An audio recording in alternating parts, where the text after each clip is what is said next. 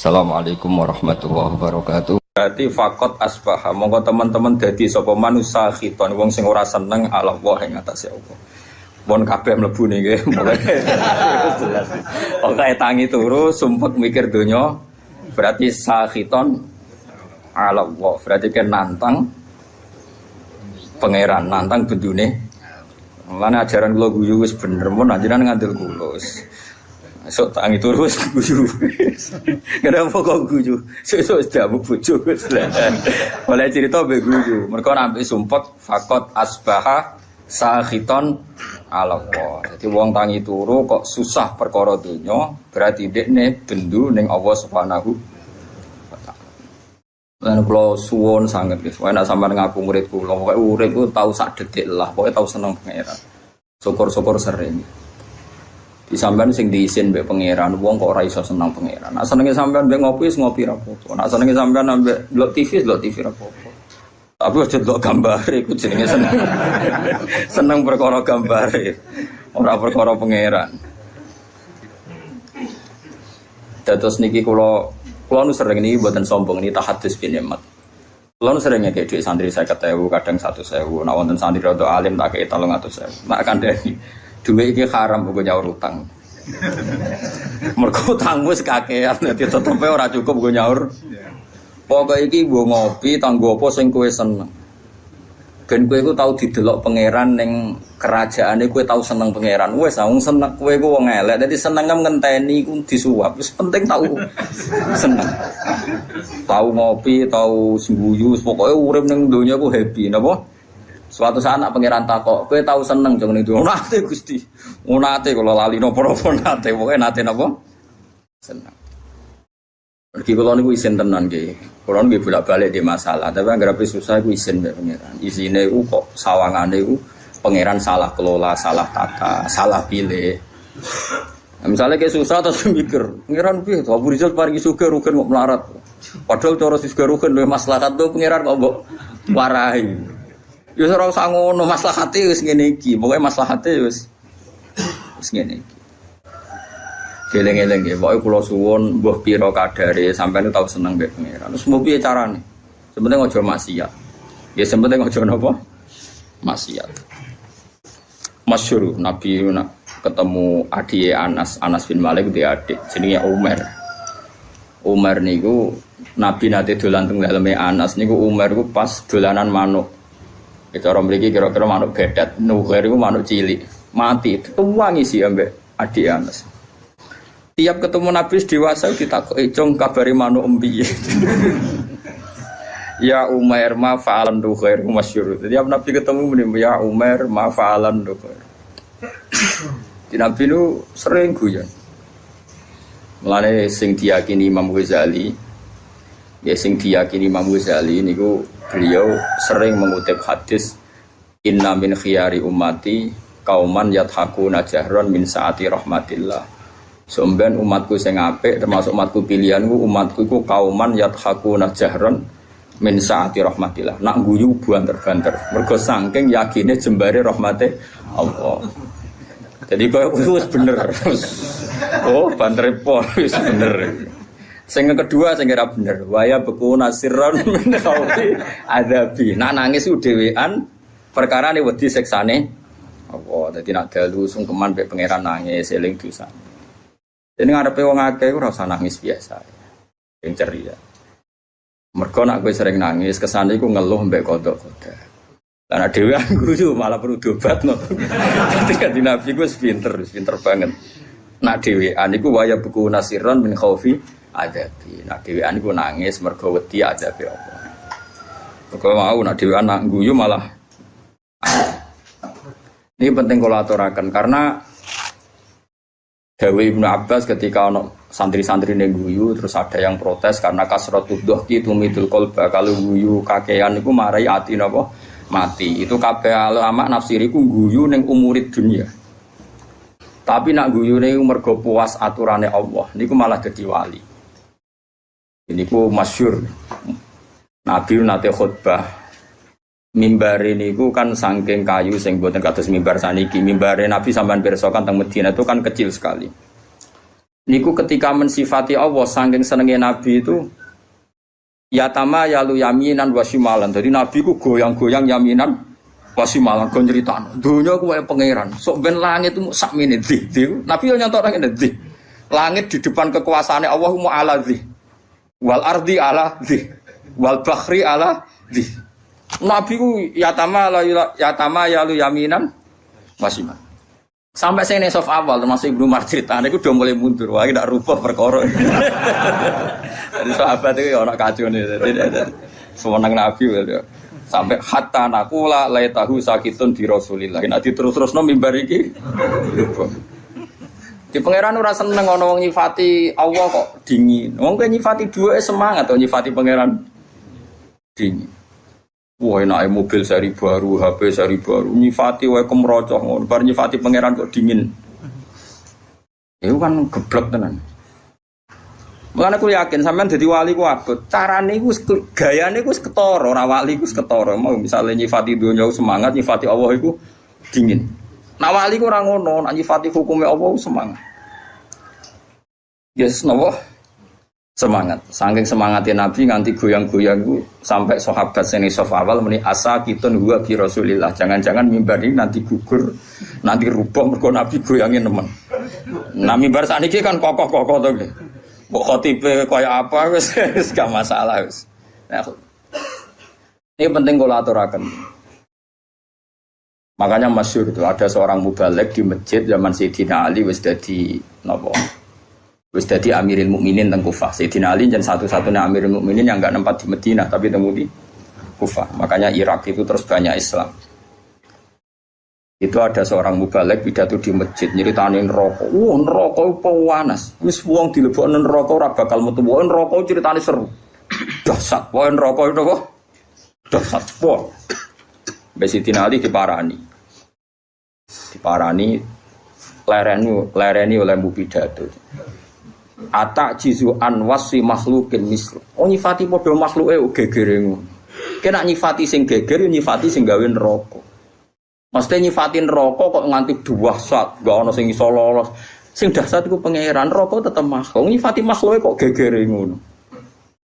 Artinya kita ini biasa saja melihat neraka. Mlebu wae. Nek metu ya metu, nek terus ya. Terus biasa wae. Karena neraka saya kita bedai. Ben sekali-kali ngaji mbek wong alim. Cek waras kula. Saiki apa bedai? Neraka panas ku kersane sapa?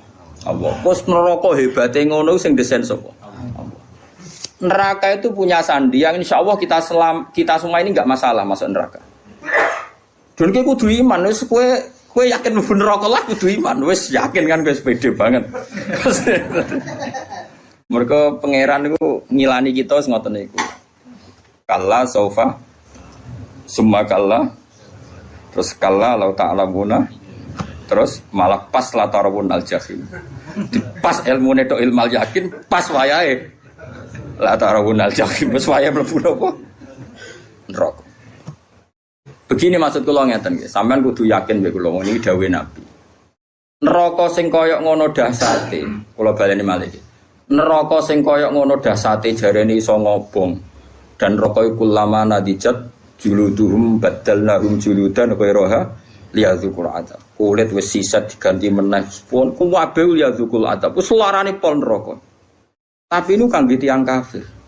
Tiyang mukmin sing mlebu neraka disifati Nabi wa innan nar lam takul atsarus sujud. Sebagian riwayat wa inna wa ta'ala harraman nar an takula atsarus sujud. Wis kudu iman, ra roh carane lah pokoke kudu iman.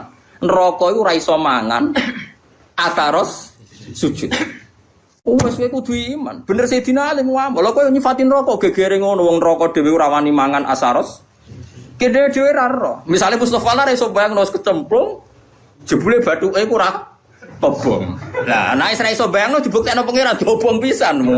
Wong anak dadoni abdi. Aku ora tau bayangno bener ora krana sombong pangeran ku anut done kawulane. Nek ora bayangno wis rasa mlebu. Lah kowe wis bayangno ya wis mlebu ae wis kadung donem.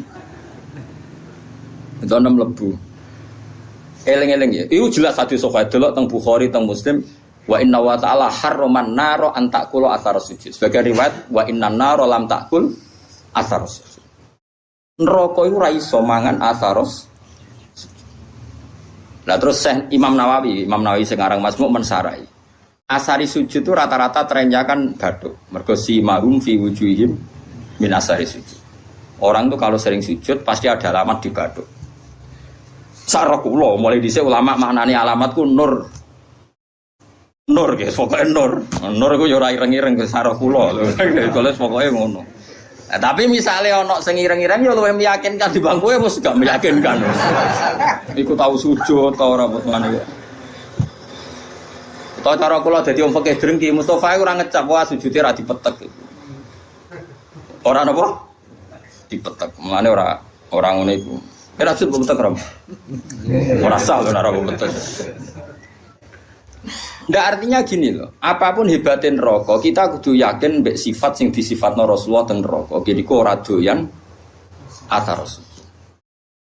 Lah coba asar sujud dari Imam Nawawi, umume ulama darani mau bathuk tok. Mergo sing disebut ning Quran si mahum fi wujuhim. Kan disebut wujuh itu ada asaris sujud, Pak. Terus dari Imam Nawawi, wa arju ayyakuna dzalika sab'ata adha kama warada bi dzalikal hadis. Muga-muga dari Imam Nawawi. Muga-muga ya anggota pitu. Piye-piye syarat saya sujud nganggo anggota pitu, yaiku bathuk, epek-epek loro, dengkul loro, kelapaan loro.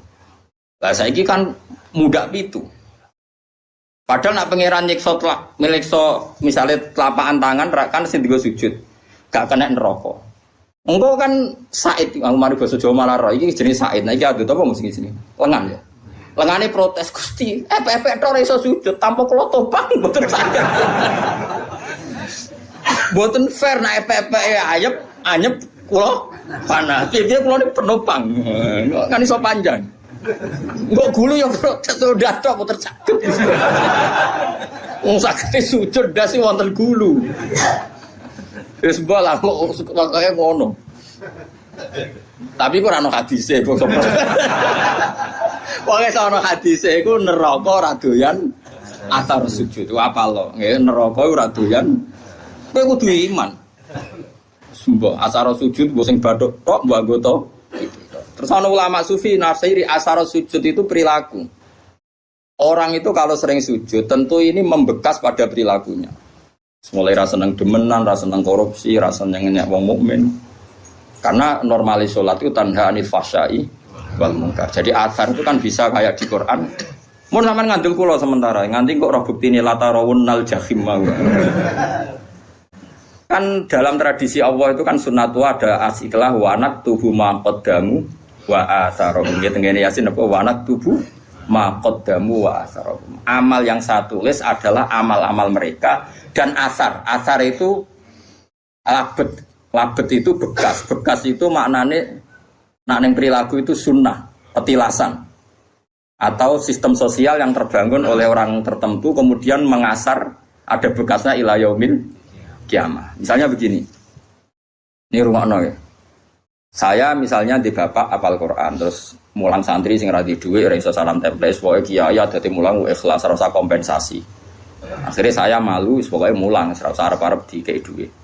Kalau kita berhasil mengasarkan begini berarti kok angger sing seneng aku nak ngaji ya ikhlas. Meskipun Allah punya adat sing ikhlas ya tetap di rumah pangeran. Tapi sekali ke di asar baru ngaji golek ilmu angel, kudu sing ngaji bayar. Ben kulino ngregani ilmu. Muridem ya dipikiran ngono. Mergo dididik ngono. Sedurunge diwatak ngono bareng. Dadi terus panjang. Nah, mulane ngendikane Kanjeng Nabi dan itu diikuti semua ulama riwayat bil makna. Tuba liman mata wa matat ma'hu dzunubu. Masyhur tenggene kitab-kitab. Tuba liman mata wa matat ma'hu dzunubu. Bejo wong sing mati lan saat mati ya mati juga dosa-dosane. Aja kok mati dosane ra mati. Misale kowe sing gawe pergemuan, kowe mati tapi kan iku cek aktif. Mergo kowe pendiri penggermuan. Jadi lokalisasi iku sing gawe kowe mati kan gak iso dosa. Tapi kowe sing mendirikan iki ya dosa terus ila yaumil qiyamah. Mulane elek-eleke wong mati tapi dosane ra melok mati. Jadi beja-bejane wong mati sak dosane yo mati. Mau siale tidak para pendiri mau tidak para. Kok sampean ini bar mati yo bar wis. Kecuali mau sing pendiri-pendiri wae iku abot. Makanya kamu jadi orang liberal itu bahaya. Mulane kena dadi Islam liberal ora nulis buku. Iso wae kayak tua tobat dadi Islam khusyuk, tapi bukumu logika liberal kadung mbok tulis. Tiap orang liberal bersanad sama buku Anda. Padahal kowe tua wis tobat. Kowe mati tapi dosa gak mati. Mulane rasa ngarang buku kan bahaya iku. Mergo nek dene ngarang buku keliru dene mati. Bukune cek dino.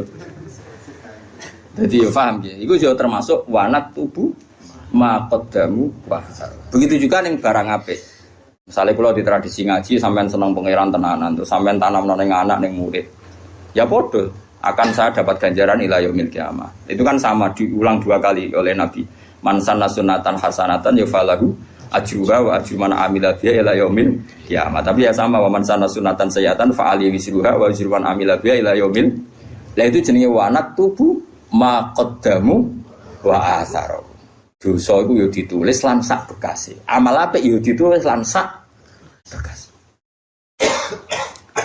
Nah, sekarang asari sujud itu yang mana? Ya seraros pokoknya Nabi ngendikan nariku radoyan asar sujud. Terus pertanyaan yang lebih ekstrim gini. Ora doyane iku jajal apa min awalil amri radoyan? Muga-muga min awalil amri radoyan. Jadi bareng rokok roh kowe, terus kowe tahu sujud makmum Mustafa. Oh Gusti tahu sujud, mboten doyan kula ampun mriki. Wah, bejo nang iki. Apa ora doyan maknane ora doyan ngelek tapi doyan ngicipi. Perkara. Dadi ora diuntal tapi dicipi. Lah iku wong mukmin sing kakean dosa iku. Ya men rokok ora diuntal tapi dikeleti terus. Wah, ya tetep lara kan, tetep lara. Tapi lumayan karena ada asaris. Lane adinu ar-riwayah, ya agama iku riwayat. Nah Nabi ngendikan rokok lamangan asar sujud, ya kudu yakin rokok lam takul asar sujud. Gue piye carane kita laros? Penting kowe ngekeh-ngekehno sujud ning pengira. Lane wonten Syarifah iku alim jenenge Syarifah Aisyah As-Siddiqiyah. Iki sing diceritakno kitab Masyarur Rawi. Niku nak ndonga ngeten, ya Allah, jika nanti saya masuk neraka, maka neraka ini akan saya maki-maki sebagai makhluk yang paling tidak sopan. Kalimat la ilaha akan saya tenteng di neraka-neraka. Iki lho neraka ora sopan. Wong kalimat la ilaha kok diobok. Lah ya kowe iso mbayangno makhluk ora sopan mbek pengiran. Lah yo ngono kalimat la ilaha kok di. Gusti niki lho neraka. Wani mbek kalimat. Lah saking beliau yakin kudune normale wong sing ana kalimat thayyibah neraka ra doyan. Neraka iku makhluk, Allah iku khalik. Kok iso makhluk doyan sing berbau khalik? Kok doyan? Cek oleh rasopan. Normale ngono. Wis kudu yakin anggere wong di iman mesti neraka ora doyan. Tapi problem kita adalah sing jamin kowe iman berstatus mukmin pas mati sapa? Lha iku masalah. Akhirnya ulama bakas husnul khotimah, suul khotimah. Normalnya setiap kita husnul khotimah neraka ora doyan karena ini ada kalimat thayyibah, ada kulhu, ada kalamu. Salah sak goblok-goblok lagi sampean di hati sampean kan ana kalamu, setidaknya kulhu lah. Wani neraka mangan kalamu. Ndak berani. Ini penting ngaji gitu. Terus kita harus percaya dengan logika-logika riwayat, bukan logika riwayat yang didhawuhna ulama. Ora iso ka neraka mangan asari sujud. Kula bayangno lah neraka ora wani. Coba saiki neraka dasate ngono iku mergo digawe pangeran. Saiki sing gawe diaturan jong kowe aja doyan wong sing tau sujud. Lah ya ora doyan selawase mulai awal apa ora doyan ngelut tapi doyan ngicipi. Ketoke ya sing bener sing ngicipi mau mergo wis terbukti rata-rata ya do mlebu. Nah. Tapi nak ngicipi tok kan suwe-suwe dilebah ngresuwi-suwi ra doyan kan. Ora doyan suwe ra dilepe-lepe kan ya ndekne kan ya lara dhewe. Mane kudu yakin nek ra doyan pahit suwe-suwe kan dilepe. Lah mulane cara kula yakin nek wong mukmin mlebu neraka entah kapan pun wajib dilepeh. Perkarane ora doyan. Piye dawuh Nabi kudu iman wa innan nar lam takul athar sujud. Sebagian riwayat luwih ekstrem wa inna wa ta'ala harrama 'alan nari an takula athar sujud. Allah mengharamkan neraka mangan badan atau jisim atau hati sing nate sujud. Lan kula suwun nak sujud itu sing tenanan wis. Kok dinikmati sujud. Nikmat terbaik Anda adalah sujud. Mun anjenan ngandel kula. Anggere sujud nggih kudu yakin waktari. Wes aku fase kelah. Kowe ora usah ngaku fasik, aku wis ero. Kadang santriku ya mbok tawaduk tapi ujug. Wong fasike terkenal nek ngarep iki kiai kula nundang fasik. Wis ero. Iku justru iku kowe sok suci. Sawangane fasik matur kiai, sawangane tawaduk mbahmu fasik wis terkenal kok diaturno. Kaya wong liya roe ngenteni mbok kandhani. Pondok kan kesane wong liya tahu terus lah kamu bilangin wong fasike wis masyhur. Ada di maklumatno. Paham nggih? Ya ini padha wae ora usah ngandani padha wae nang ngene biasa wae. Piye-piye ukuran nggone Quran iso mben iki, ukurane tes-tesan ning ora-ora mahsyar mung sitok. Wa auna ila sujudi fala yastati'un khasyatan absaruhum tarhaquhum. Jadi sampeyan ning ora-ora mahsyar ono tes-tesan. Ruhin sujud. Iku nak zaman ning donya ruhin sujud tidak ikhlas. Pas sujud ku dekne koyo blabak. Terus kejengkak. Berarti neraka. Tapi nak dekne ning donya tau sujud ikhlas pokoke tau sujud ikhlas. Niku mboten kejengkat, nggih saged sujud. Mun nangger dites sujud kok dekne yastatiun swarga.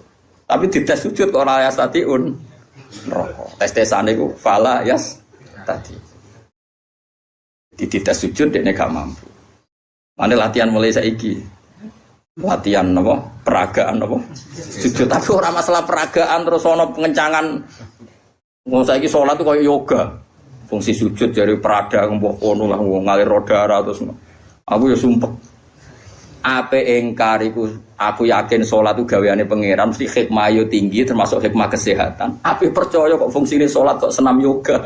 Lha kok agar takoki Gus tentang fungsi salat sing diomongno pengarang iki penulis iki jare ngeten mari pembuluh darah ngeten nak ngene mari ngene cara jenengan setuju to ora? Aku wong alim ora biasa plang-plang ngene. Nak kowe ora percaya berarti kowe ora yakin nak barang diperintahno Allah mengandung hikmah duniawi dan dari segi itu kita percaya. Tapi kena percaya akan salat itu fungsinya kayak senam yoga, yaitu fungsinya kowe rido salat mau fungsinya kayak senam yoga, di peregangan iki opo-opo. Aku yo bingung benar. Pasti peragan. Nggih wonten ana seminar ya bayar. Lho kula nate teko, wong kula nu peneliti teko. Wah, semua alim diomong irit bingung kabeh. Tapi kalau setujune ben wong ora nek sing digawe pangeran ono hikmahe. Tapi kena iman goblok kowe salat kok fungsine koyo ya koyo yoga kan koyo. Kita tahu senam yoga, Mas. Kowe kuno rom. Olahragane dekne masakno bojone ora inalillah wa inna ilaihi raji'un. Dadi yakin ya. Mulane kadang-kadang itu ya anut Sayyidina Ali. Mesti kadang-kadang iku ora kok nak ilmu zahire oleh anut setiap saat. Kadang ilmu hakikate ya kadang-kadang anut. Nah ilmu zahire ya anut setiap saat boten napa-napa. Nah cara ilmu hakikate Sayyidina Ali nate ngendikan lauku sifal khata mastatu yaqinan itu masyhur. Ngendikan makanya semua toriko itu sanate ning Sayyidina Ali.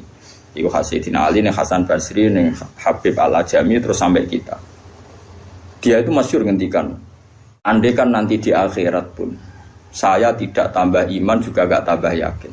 Lauku sifal khota'u mastatu yakinan. Setelah nanti alam semestinya dibuka di akhirat, saya pun imannya tidak akan tambah. Tetap iman saya stabil. Kenapa kok tidak tambah? Karena logikanya Siti Ali fa'innar robba wahid wa dunya biyadillah wal akhirah biyadillah ar-robbu wahid. So ben trennya akhirat podo annar makhlukah wal jannah ya makhlukah. Wasiwallah makhluk mudabbar musakhkhar. Trennya sama. Ketika kita di dunia Allah khalik, kita makhluk. Allah musakhir yang ngatur kita musakhkhar. Setelah di surga pun, setelah di neraka pun Allah musakhir yang ngatur, neraka musakhkhar, surga musakhkhar. Mulane kula ndarani Mu'tazilah jan goblok tenan. Cara Mu'tazilah syafaat iku gak mungkin. Wong nak wis ngamal mati ku finish. Mergo nak wis ning akhirat ku finish. Dadi ra iso wong mlebokno ruhin ning swarga, wis kadung mlebu neraka ora iso metu. Cara Mu'tazilah nek mlebu neraka ora iso metu. Alasane secara konstitusi wong ku nak wis mati amale entek. Lha iku bener nak amal yo entek, blok-blok wis mati ora iso amal. Nek wis mati salat wong cah cilik mlayu. Wis mati kok sedekah cah cilik mlayu dianggap gerduwo. Tapi yang mereka lupa rahmat Allah ora iso entek, blok-blok rahmat Allah ora iso entek. Amal kita entek wis mati kok ora usah mati setruk kowe wis ora iso ngamal. Mulane ngaji mbek ulama ben ngerti. Ayo sapa sing muridku ayo karo Mu'tazilah tak neraka. Lu nak ngamal entek karuan mati kok kon iso amal. Lu cah cilik ya roh, tapi nak rahmate Allah la tangqatiu, ora bakal entek. Lah saiki Allah ning akhirat tuh cek pangeran ta ora? Ayo jawab. Apa nak Allah pangeran Allah ning akhirat terus berhenti sifat qadirnya. Berhenti sifat rahmatnya. Wani ki darani ngono, kafir. Mungkin bener Sayyidina Ali fa inna rabbad dunya Allah wa rabbal akhirah Allah ar-rabbu wahid. Lha kok ning akhirat tambah imanem tambah. Coba ning akhirat imanem apa? Kowe sok ben nek ning akhirat darani Allah kok Rabbun kan? Darani swarga. Makhluk. Bedane apa zaman ning donya?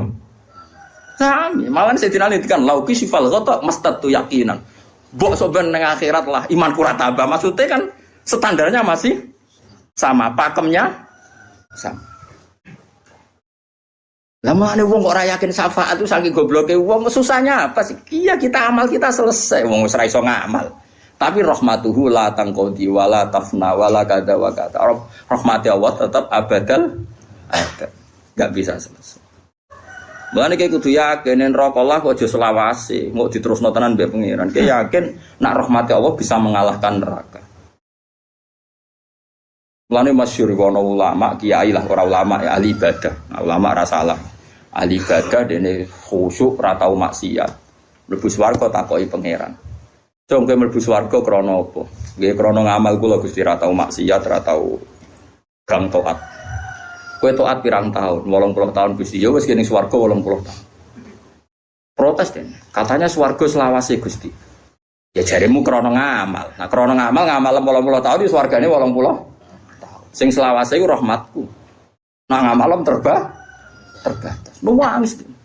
Ya ampun Gusti, sakniki kula yakin di swarga ngrahmati jenengan jare pengen aku wis kecewa neraka kowe. Aku wis kecewa neraka kowe. Iya gitu. Coba kita pakai akal. Kalau surga itu karena amal kita ngamal berapa tahun? Paling 80 tahun kan?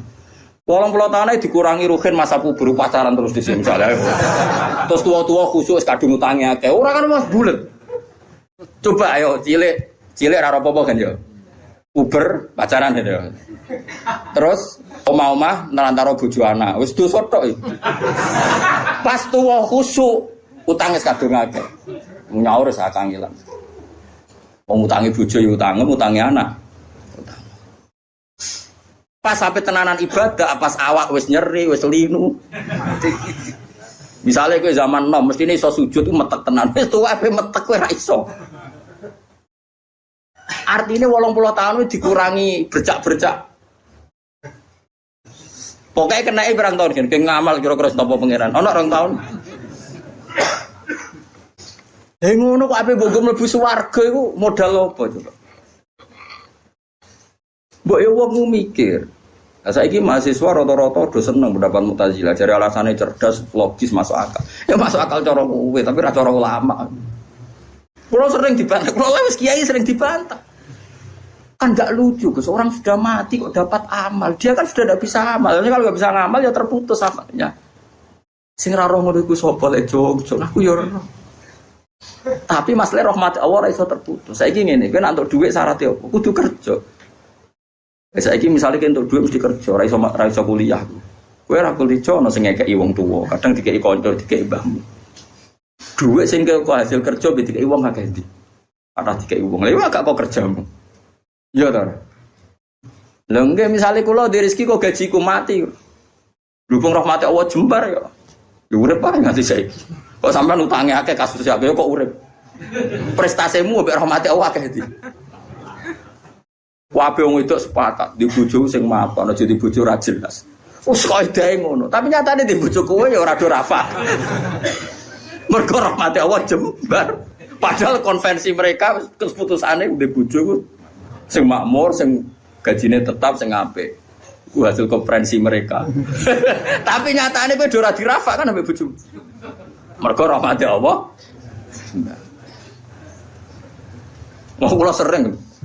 Wah, wis kula duwe santri di keadaan wali murid ya kadang ya kurang ajar. Gus anak kula niku jenengan bilane bojoku sing jelas Sampai ra jelas kok boleh mantu jelas. Oleh kurang ajar udah dia jelas kok mantu apa. Lah yo tak apa jenengan urip jelas modho ra jelas yo. Biasa mawon sing mesti jelas rahmate pangeran. Liyane iku mboten. Lah Kanjeng Nabi es nabi nak ngetikan ngoten gitu. Tapi aja diblinter kok kaya kasusnya Pak Quraisy siap wingi. Nabi jannate ngendikan, "Cung layat khula hadukum al jannata bi amalikum." Kowe ora bakal mlebu swarga ngandalo amal. Sahabat yo takok yo. Wala anta ya Rasulullah, meskipun jenengan pun demikian aturannya. Iya wala anakku pun demikian. Terus Nabi terus dawuh illa ayyataghammadan ya wa bi rahmati. Kecuali saya dilingkupi rahmat sak Kanjeng Nabi sing jelas amale apik maksum sangka dosa wae mlebune swarga mergo rahmate Allah. Kok kowe bercak-bercak koyo puber tau tang ra nyaur tau kok tau. Masjid kadang tinggo. Lah ora tinggo piye misale roken diundang pengajian masjid. Urunan narik wong kampung sungkan, ka masjid tak wis kekno bisaroe. 500.000 dijupukno kas. Kok kowe yakin halal lu piye? Mau ngamale niate dikene masjid, jebule dikene kowe mergo mubal. Balik. Kulo wis sering takoki pengurus masjid. Gus teng masjid wonten kas 5 juta. Nak pengajian tak kekno balik asal ta ora? Tak jawab angsal mari fitnah, tak jawab ra oleh iku malah kok nari tangga-tangga. Wis ngene wae. Kekno wae tapi ora usah yakin halal ta haram. Engko nak ketemu pangeran harus tanggung jawab. Perkarane ngadepi pangeran luwih gampang. Allah piye-piye Rahman Rahim ngadepi luwih gampang. Ngadepi ahli fikih repot.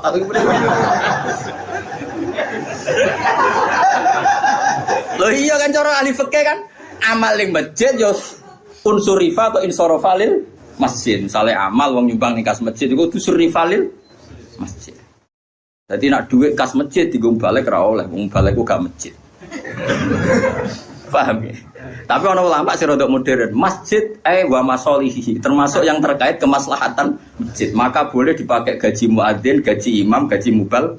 Tapi iki rodok sekuler, ulama sing rodok-rodok ngene iki rodok sekuler. Tapi masalahnya kita ngerti nak ganggu kas masjid itu terus door to door gerbang parani 10.000, 20.000. Kan malah karo-karuan. Mulane tak omong wis ngene ae fatwaku. Lakoni wae, tapi aja bakas halal, bakas haram. Gua nak ketemu pangeran harus tanggung jawab. Jadi aku kedel, aku pangeran piye-piye pangeran luwe apik di bangku kowe dadi aku luwe. Iku masyhur Sufyan Ats-Tsauri ku APK Bunda itu gak guyonan ngono. Muga sing ngisap aku gak bapakku.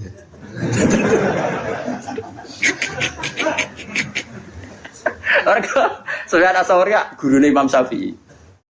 Ane negone Ikhya itu ora madzhabul arba'ah tapi madzhabul khamsah. Ikhya itu merilis madzhab setelah madzhab 4 itu al-khamis madzhab Sufyan apa? Ats-Tsauri. Tapi ila annahu indarusa, tapi ini sudah habis karena enggak mudawwan, enggak di buku. Karena dia itu kenapa kamu tidak suka hisab ke bapak kamu? Bapakku aku salah aku jangan. Nah, pangeran aku apian. Aku mulai cilik sering salah itu tiga imangan. Ya bapakku kadang aku salah itu terus tiga imangan. Nah, ternyata Sufyan Ats-Tsauri termasuk orang yang meriwayatkan hadis. Suatu saat ada orang Arabi itu tanya sama Nabi, "Ya Rasulullah, apakah setiap kita ini dihisab?" Iya, kata Nabi, setiap kita dihisab. Terus, hal hasaba huwa binafsih am malaikati. Lalu ketika Allah menghisab itu dia sendiri. Allah sendiri apa nyuruh malaikatnya? Jadi kurang ajar orang Arabi terbi. Ketika saya dihisab, yang hisab Allah sendiri atau menyuruh? Nabi jawab, "La binafsi." Allah menghisab dengan diri sendiri. Oh, Arabi guyu-guyu ngakak. Wah, baguslah kalau gitu. Guyu ngakak baguslah kalau gitu. Karena Allah itu karim. Allah itu karim. Karim itu zat yang terhormat, yang bagus. Wong nak mulya iku musa wong dhaif. Iku disepuro. Kan ya ora lucu wong kuat tak musa wong dhaif ngono ae. Wis baguslah itu ketika mana. Bagus. Tapi apa kata Nabi Muji? Kowe nak upen roh wong sing seneng swarga ya iku. Dadi dene guyu. Baguslah kalau Allah sendiri yang menghisab. Fainal karim idaro azallatan yakfuan. Karena wong sing lomo sing apian nek ora kesalahan iku anane kepengin nyepu. Kok Allah iku karim, ciri utama karim nggih gampang. Sempurna. Hisab binafsihi. Cocok. Lah kula ya ngono. Kula kok ketemu wong fikih perkara dhuwit go salam templek mbek mbalek oh geger so pasul masail. Tapi nak ketemu pangeran kan aku suka duwe samono ben.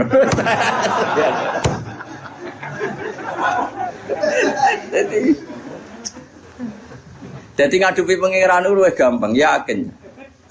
Orang kok krono kita nyepelekno gak saking husnudzon kita jen apa kan luwih gampang. Ayo aku yakin, wong ning kene tak sepuro aku, sepuro pangeran gak gampang sepuro pangeran. Karena memang Allah itu menciptakan kita ini berhubungan dengan Dia itu mudah.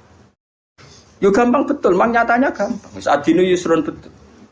Mulane orang Arabi takok, "Ya Rasulullah, hal yadhakur rabbu?" Apa Tuhan itu ya pernah tertawa? Naam jare Kanjeng Nabi. Terus jawab orang Arabi begitu, "Lan na'dima min rabbin yadhaku khairan." Kita ini pasti tidak kurang kebaikan. Enggak kurang-kurangnya kita mendapat kebaikan selagi Tuhan masih mau senyum. Itu biasa dalam hadis-hadis sahih. Terus sekarang menjadi perbedaan antara kita dan Wahabi dan Salafi, itu ditakwil apa enggak? Napa ditakwil apa enggak? Kalau kita mentakwil, maknanya Allah senyum, Allah tertawa, Allah ridho. Karena kita enggak boleh membayangkan Allah kayak makhluk, semacam-macam. Nah, tapi nak cara tiang-tiang Ibnu Taimiyah dan kelompoknya enggak usah ditakwil. Insya Allah guyu ben guyu, cuma ya guyune ra kaya kita. Allah di tangan ya ben di tangan, tangannya ra kaya gitu. Jadi cara mazhab Salafi enggak usah ditakwil, tapi tetap tanzih adisibi, tetap Allah itu mukhalafatul lil hawa. Karena kalau ditakwil keselen nakwil. Ayo jajal kiai sini ngene sing biasa mulang tafsir Jalalain. Ayo saiki manani. Wa ma qadaru wa haqqa qadri wal ardu jami'an qabdatuhu yaumal qiyamati was samawati matwiyatum biyamini. Ayo saiki manani to. Wal ardu te bumi ku qabdatuhu dalam genggaman Tuhan. Ayo genggaman nu nganggo tangan nganggo sikil. Terus was samawati te pira-pira langit matwiyatun dilempit biyamini ayo. Apa biyamini kira mana nih? Tangan-tangan dari Mustafa. Oh, Wahabi berarti. Wahabi baru berarti. Ya apa-apa. Kira mana nih?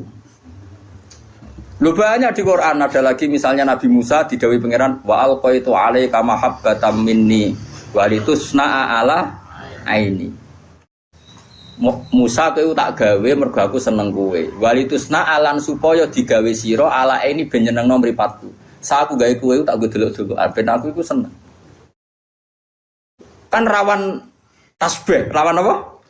Seakan-akan Allah itu sama dengan mulane kula niku niki fatwa kula terbuka. Kula nu sering cerita tentang santri-santri kula tentang sarang. Sebelum ngaji Quran itu anak harus dibekali akidatul awam. Karena lafadz Quran dan hadis itu banyak yang tasbih. Makanya ketika Ibnu Umar, cacile ora oleh belajar Quran sih. Quran maknane lho nggih. Nek Quran maca mboten napa-napa. Quran maknane lho nggih.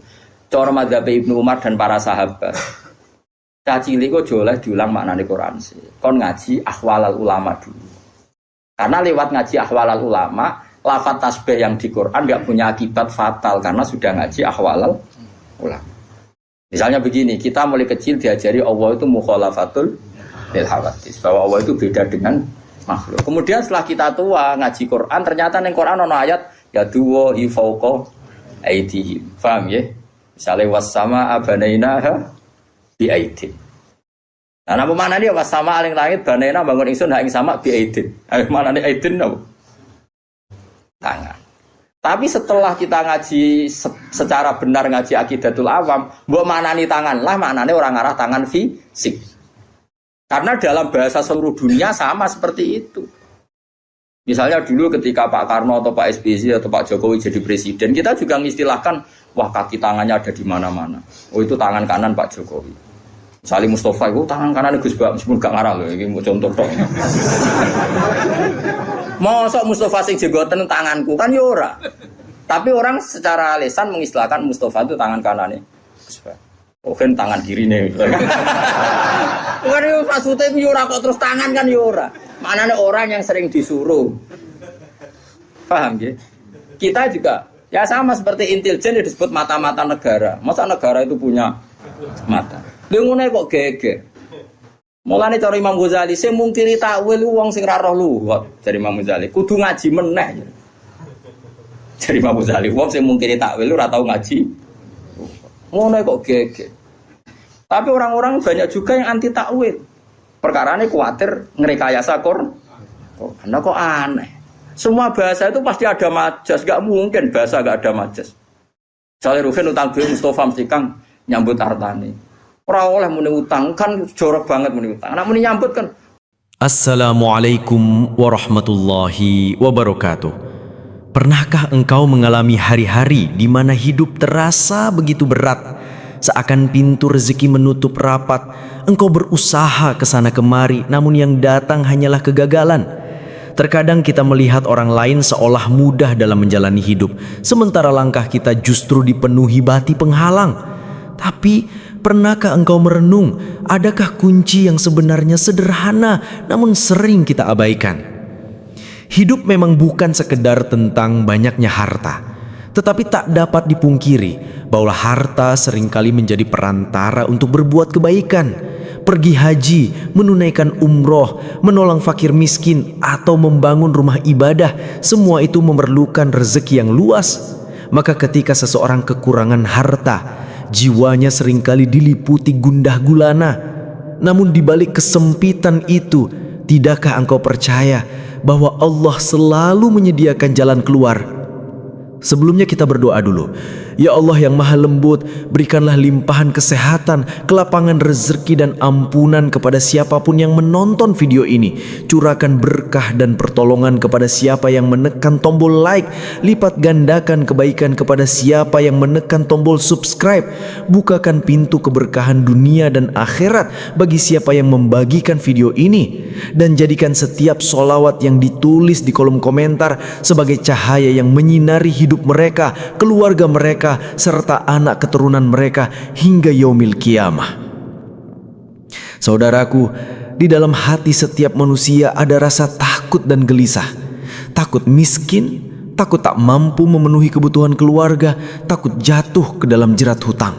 Namun di sisi lain ada harapan besar untuk bisa hidup tenang, cukup, bahkan lapang. Maka disinilah pentingnya mengingat sebuah kisah yang begitu indah.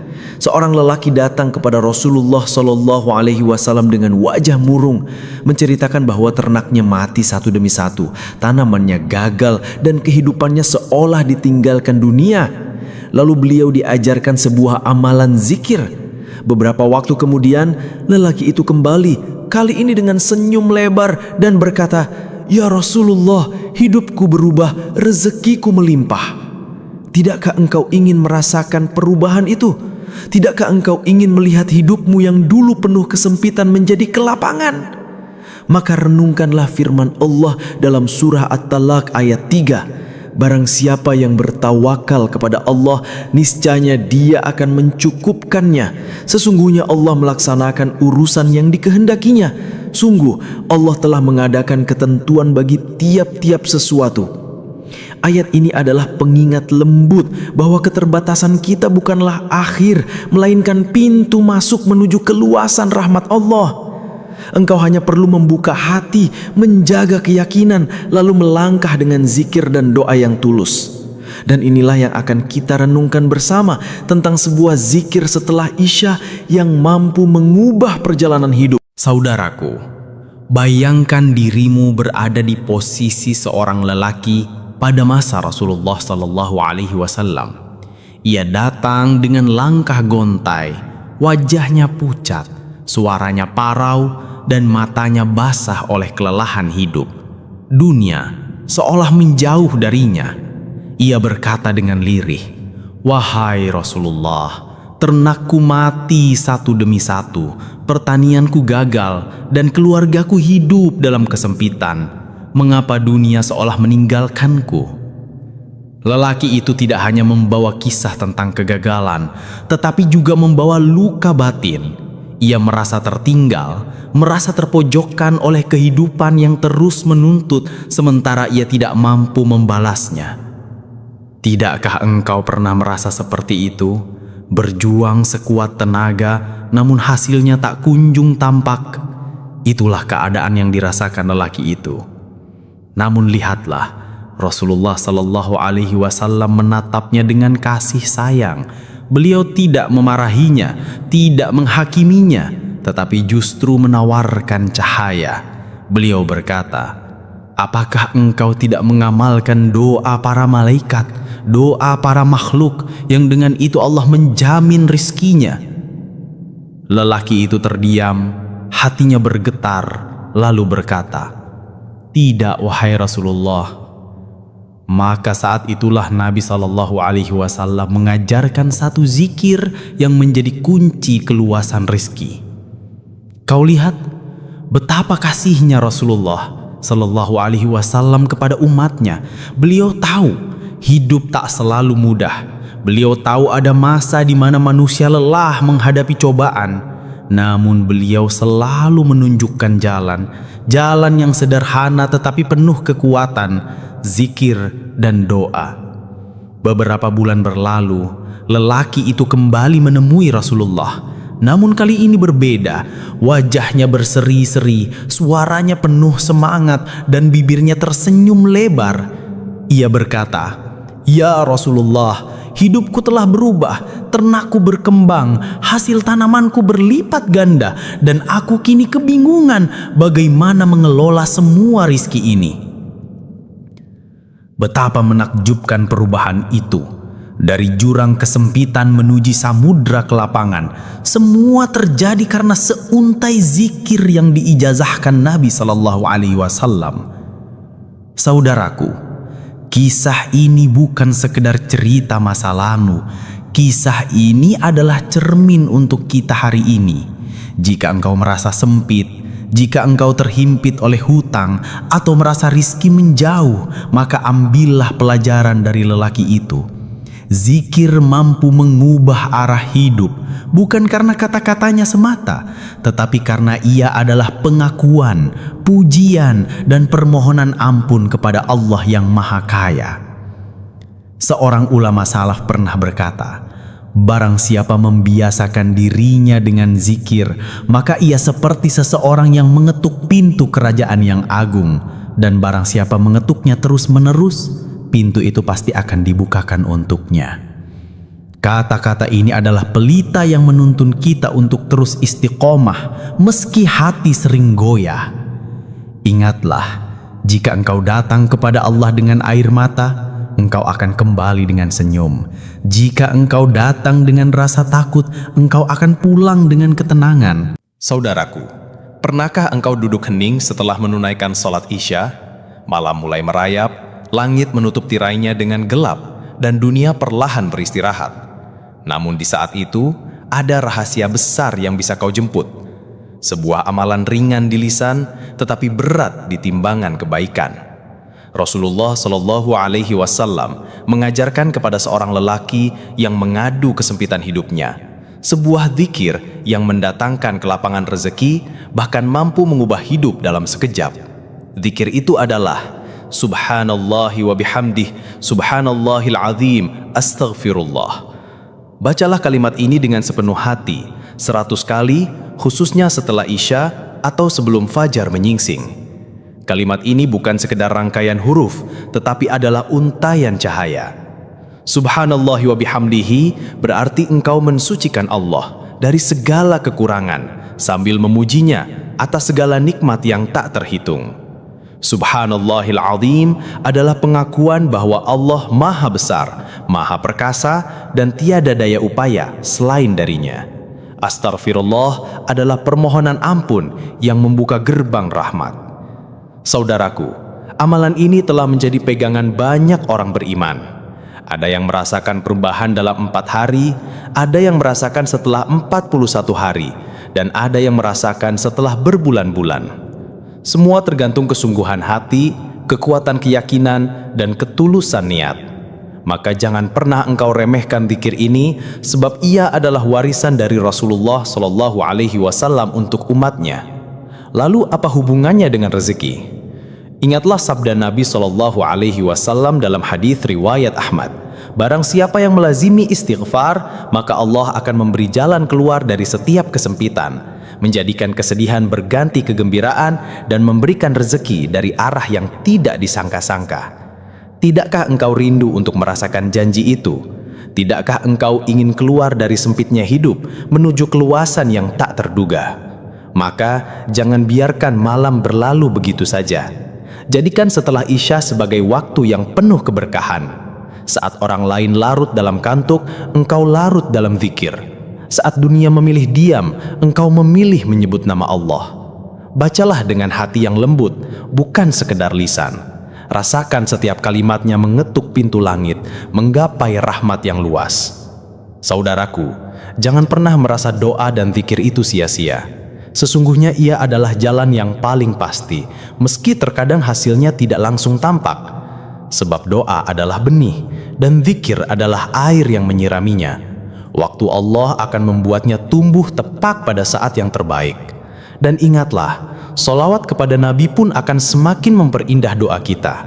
Karena siapa yang memperbanyak sholawat, hidupnya akan dilimpahi keberkahan dan dicukupkan oleh Allah dengan cara yang tidak disangka-sangka. Maka genggamlah zikir ini erat-erat, amalkan dengan istiqomah, agar malam-malammu penuh cahaya dan pagimu penuh keberkahan. Saudaraku, zikir bukanlah sekadar bacaan yang keluar dari bibir. Ia adalah ikatan hati, ketundukan jiwa, dan pengakuan total bahwa kita hanyalah hamba yang lemah di hadapan Sang Maha Kuasa. Engkau boleh mengulang kalimat zikir 100 kali setiap malam. Tetapi, jika hati tidak hadir, ia bagaikan bunga kering yang tak lagi berbau harum. Karena itu, keajaiban zikir bergantung pada keyakinanmu, pada kesungguhanmu, dan pada istiqomah yang engkau jaga. Bayangkan seorang lelaki yang setiap malam duduk setelah Isya, mengangkat tangannya, lalu melantunkan zikir dengan penuh penghayatan. Setiap lafaz yang keluar dari lisannya bagai tetes air yang membasahi tanah kering. Mula-mula ia tidak melihat hasil apapun, namun sedikit demi sedikit tanah itu mulai subur. Begitulah zikir. Ia menumbuhkan sesuatu yang tidak terlihat, hingga akhirnya engkau menyadari bahwa hidupmu telah berubah. Rizki bukan hanya datang dalam bentuk harta, tetapi juga dalam bentuk ketenangan hati, kesehatan tubuh, dan keharmonisan keluarga.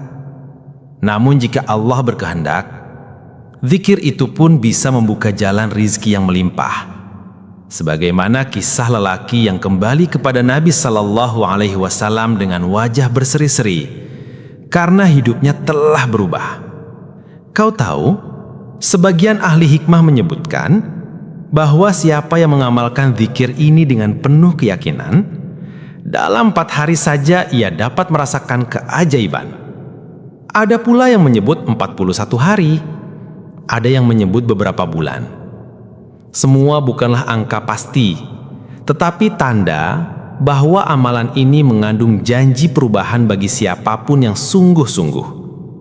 Kita sering tergesa-gesa, ingin hasil secepat mungkin.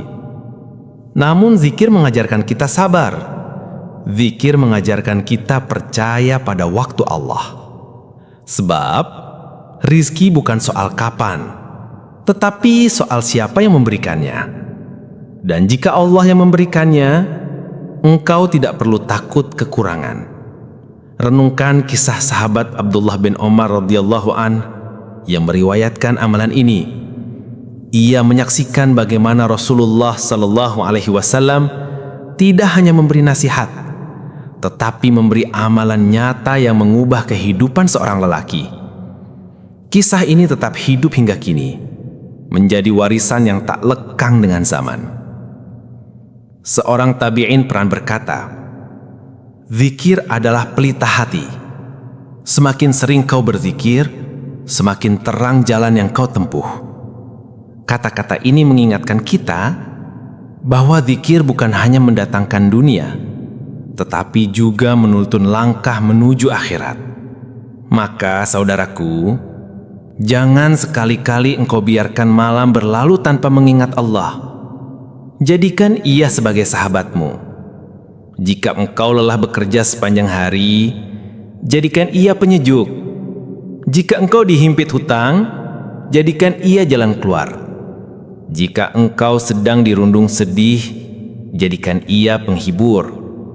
Sebab Allah tidak pernah meninggalkan hamba yang mengetuk pintunya dengan penuh kesungguhan. Ingatlah pesan Nabi Shallallahu Alaihi Wasallam, bacalah zikir ini dengan penuh keyakinan.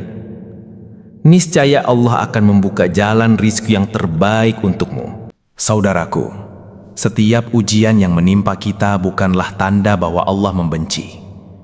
Sebaliknya, ujian adalah sapaan lembut agar kita kembali mendekat.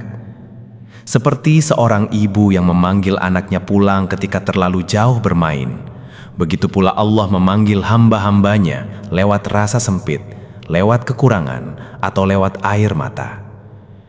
Hidup memang penuh gelombang. Ada masa di mana engkau merasa tak sanggup lagi. Ada masa di mana engkau ingin menyerah. Namun ingatlah, sabar adalah kunci untuk melewati badai itu. Sabar bukan berarti diam tanpa usaha, tetapi sabar adalah keteguhan hati untuk tetap percaya bahwa pertolongan Allah selalu dekat. Engkau mungkin pernah bertanya, kapan rezeki itu datang? Kapan doa ini diijabah? Maka jawaban yang paling indah adalah pada waktu yang paling tepat menurut Allah. Bukan waktu yang engkau rencanakan, tetapi waktu yang Dia tetapkan dengan kebijaksanaan yang tak terbatas. Karena itu, tawakal adalah jalan terbaik. Engkau menyerahkan segala daya upaya kepada Sang Pemilik semesta, seraya terus melangkah dengan doa dan zikir. Ingatlah, janji Allah tidak pernah meleset. Jika engkau melazimi zikir, jika engkau menjaga sholat, jika engkau memperbanyak istighfar dan sholawat, maka jalan lapang itu akan terbuka. Mungkin lewat pintu rizki, mungkin lewat pintu ketenangan hati, atau mungkin lewat pintu pertolongan yang tak pernah kau bayangkan sebelumnya. Saudaraku, jangan biarkan keputusasaan menguasai hati. Setiap kesempitan hanyalah bayangan sementara, sedangkan rahmat Allah jauh lebih luas dari langit dan bumi. Yakinlah, meski langkahmu berat, Allah selalu melihat. Meski doamu hanya berbisik lirih, Allah selalu mendengar. Meski engkau merasa sendirian, Allah selalu menemanimu. Maka mari kita akhiri dengan doa penuh harap. Ya Allah yang Maha Pengasih, curahkanlah rahmat dan kasih sayang-Mu kepada kami yang berkumpul dalam zikir ini. Lapangkanlah rizki kami dari jalan-jalan yang halal. Sehatkan tubuh kami, tenangkan hati kami, jaga keluarga kami dalam ridho-Mu. Ampunilah dosa-dosa kami yang lalu maupun yang tersembunyi. Kabulkanlah hajat kami yang terucap maupun yang terpendam. Jadikanlah kami hamba-hamba yang bersabar dalam kesempitan, bertawakal dalam setiap usaha, dan yakin sepenuhnya bahwa pertolongan-Mu datang tepat waktu.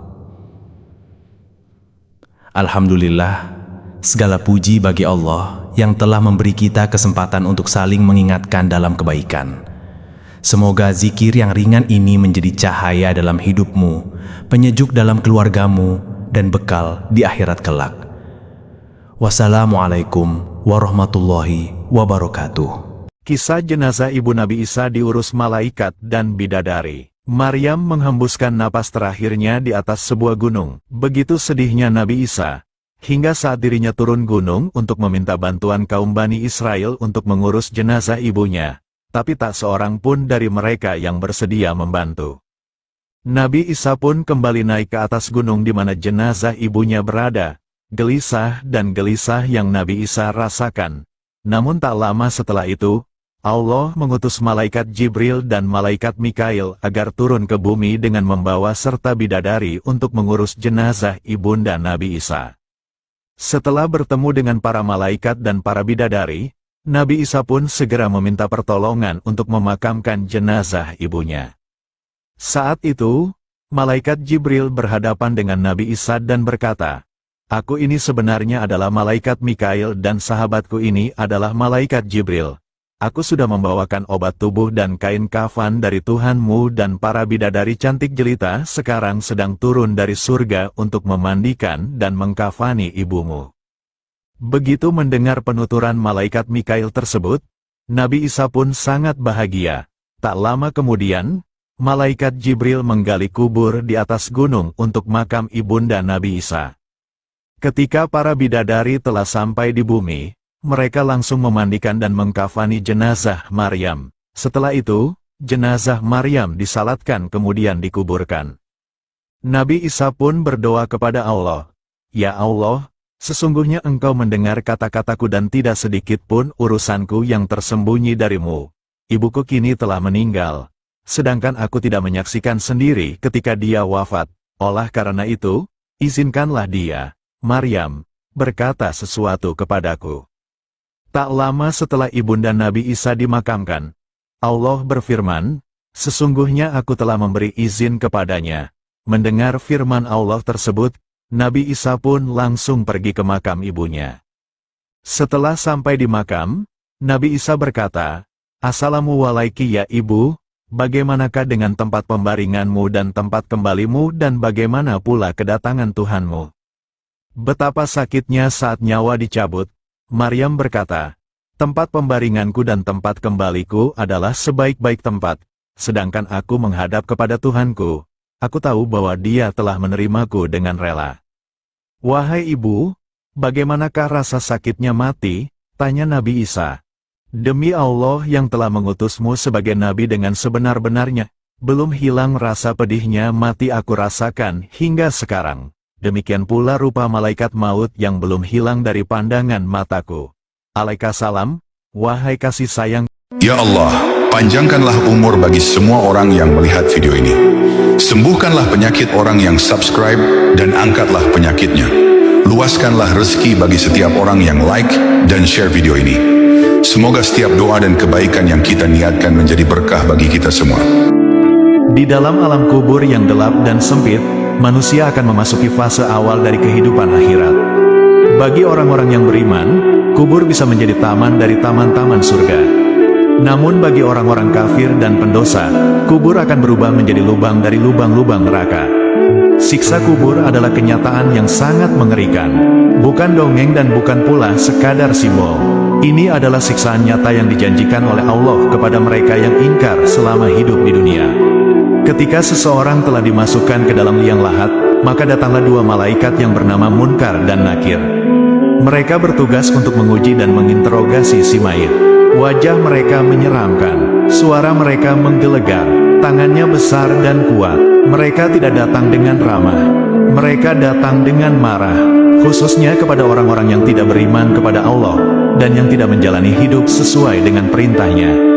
Pertanyaan pertama yang diajukan oleh kedua malaikat itu sangat sederhana, namun bagi orang kafir, pertanyaan ini justru menjadi sangat menakutkan.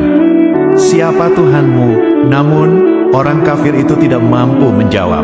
Lidahnya keluh, hatinya bingung, ia tak pernah mengakui Allah sebagai Tuhannya selama hidup di dunia.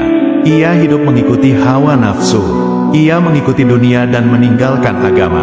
Malaikat Munkar dan Nakir lalu memukulnya dengan palu besar dari neraka. Suara pukulannya terdengar hingga makhluk selain manusia dan jin.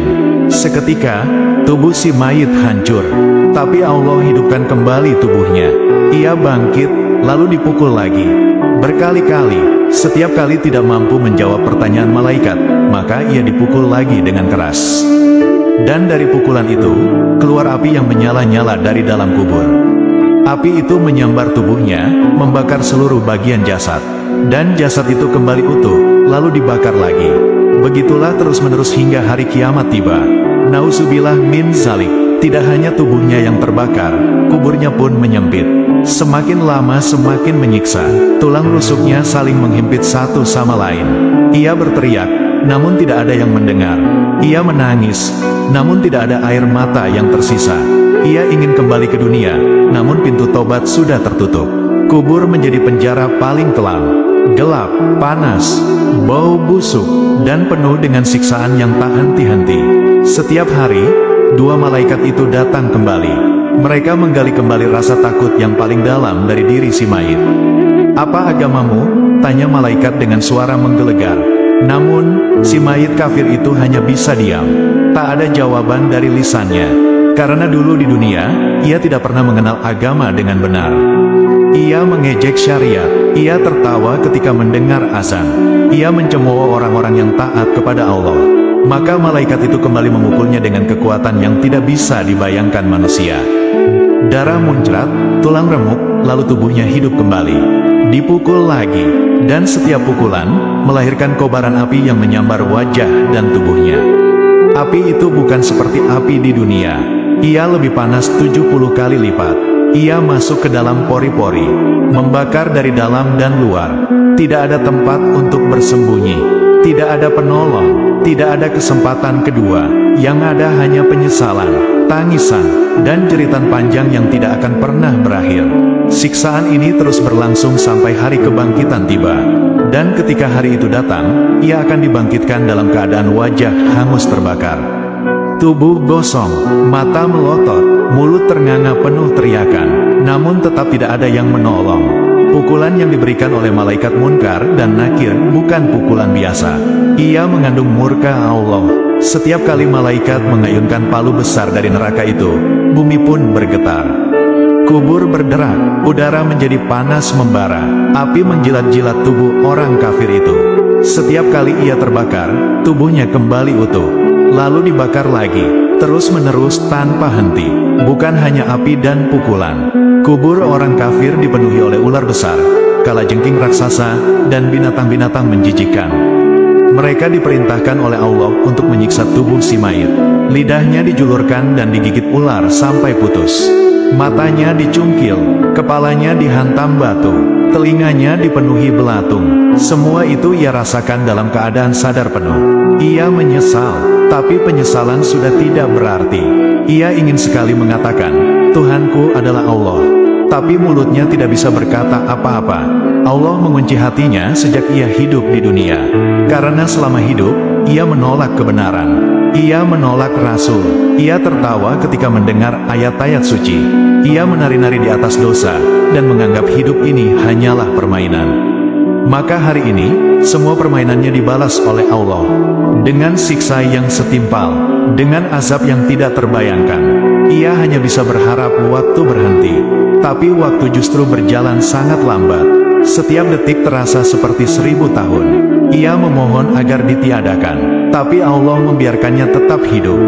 Dalam kubur, dalam siksa, dalam api, dalam kesepian, dalam kegelapan kubur, nyala api terus membakar. Malaikat Munkar dan Nakir berdiri di sampingnya, dengan wajah yang tidak bisa ditatap. Mereka bukan seperti manusia. Mereka lebih menakutkan dari segala yang pernah dibayangkan. Mereka bukan kejam. Mereka hanya menjalankan perintah Allah kepada orang yang sudah menolak kebenaran. Orang kafir itu terus ditanyai, apa pendapatmu tentang laki-laki yang diutus kepadamu? Maksudnya adalah Nabi Muhammad. Tapi si mayit tidak bisa menjawab. Ia hidup dalam kebencian terhadap Nabi. Ia anggap ajaran Islam sebagai pengganggu. Ia hidup menentang syariat. Ia berkata bahwa agama itu buatan manusia. Maka hari ini, tubuhnya digantung di kuburannya sendiri. Kepalanya dibenamkan ke tanah. Kakinya diikat oleh rantai dari api neraka. Ia terus dipukul, disiram logam panas, dan dibakar dengan api yang menyala dari dasar bumi. Ia mencoba merangkak, tapi bumi menelannya sedikit demi sedikit. Ia mencoba berteriak, tapi suaranya dipantulkan oleh dinding kubur. Ia ingin tidur, tapi kubur tidak memberikan istirahat. Ia hanya memberikan siksaan. Dan ketika malam datang, gelapnya bertambah. Dingin menusuk tulang, tapi api terus menyala. Ia merintih, namun tidak ada malaikat yang kasihan. Malaikat itu hanya berkata, ini balasan untuk hidupmu yang penuh maksiat. Kubur menjadi penjara paling menyiksa. Tidak ada kasur empuk, tidak ada selimut, yang ada hanyalah tanah, api, ular, dan siksaan. Ia ingin mengatakan satu kalimat syahadat, tapi tak mampu, karena pintu taubat telah ditutup. Ia telah mati dalam kekafiran. Dan siksa kubur pun menjadi pembalasan awal dari semua dosa dan kesombongan yang dulu ia banggakan. Dalam kegelapan kubur, nyala api terus membakar. Malaikat Munkar dan Nakir berdiri di sampingnya, dengan wajah yang tidak bisa ditatap. Mereka bukan seperti manusia. Mereka lebih menakutkan dari segala yang pernah dibayangkan. Mereka bukan kejam. Mereka hanya menjalankan perintah Allah kepada orang yang sudah menolak kebenaran. Orang kafir itu terus ditanyai, apa pendapatmu tentang laki-laki yang diutus kepadamu? Maksudnya adalah Nabi Muhammad. Tapi si mayit tidak bisa menjawab. Ia hidup dalam kebencian terhadap Nabi. Ia anggap ajaran Islam sebagai pengganggu. Ia hidup menentang syariat. Ia berkata bahwa agama itu buatan manusia. Maka hari ini, tubuhnya digantung di kuburannya sendiri.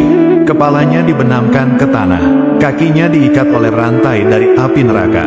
Ia terus dipukul, disiram logam panas, dan dibakar dengan api yang menyala dari dasar bumi. Ia mencoba merangkak, tapi bumi menelannya sedikit demi sedikit.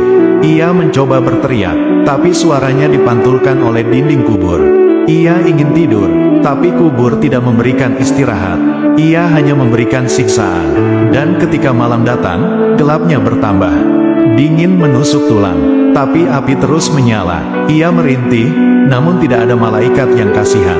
Malaikat itu hanya berkata, "Ini balasan untuk hidupmu yang penuh maksiat."